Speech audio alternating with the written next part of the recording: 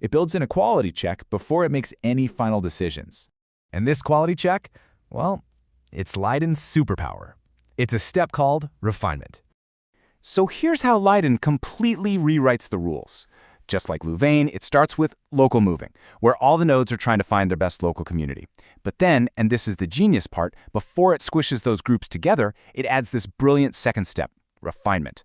It actually looks inside each of these newly formed communities, and if it finds any of those hourglass shapes, it splits them up. Only after that cleanup does it move on to the final aggregation step. I mean, you can see the difference right here, plain as day. Louvain is just a simple two-step dance. Move, aggregate, rinse and repeat. Leiden slips that critical refinement phase right in the middle. It seems like a small change on paper, but believe me, it has massive consequences for the quality of the results. Okay, here's a really great way to think about it. Imagine you're sorting a messy closet. Louvain's way is to just grab these huge armfuls of clothes and shove them onto shelves. You're probably going to end up with socks mixed in with your shirts, right?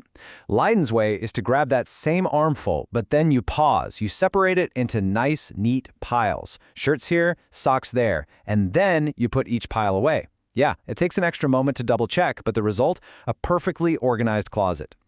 Or, think about it with people. Let's say you're building project teams.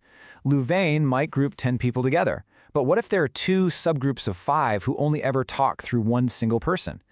The refinement step is like a good manager stepping in and saying, hold on a sec, this isn't really one team. This is 2 separate teams. Let's recognize that before we move forward. Okay, analogies are great. They really are, but let's see how this actually plays out in a real network with a simple little example. So, here's our setup. We've got 2 tight-knit groups of friends. Let's call them Cluster X and Cluster Y. And the only thing connecting them is one single person, a bridge node we'll name Alice. So what happens with Louvain? Well, because Alice is connected to both groups, the algorithm gets greedy. It sees her as this handy bridge and uses her to pull both Cluster X and Cluster Y into one giant so-called community. But we know that's just wrong. It's clearly 2 distinct groups. And this is where Leiden just shines.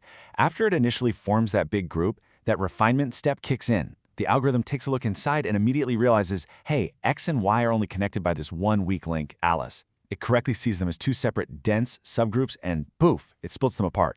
So the final result from Leiden is the right one. 2 distinct communities, X and Y. The hourglass problem is solved. Alice might end up in one of the groups, or even on her own, but the most important thing is that the 2 main clusters are no longer incorrectly smashed together.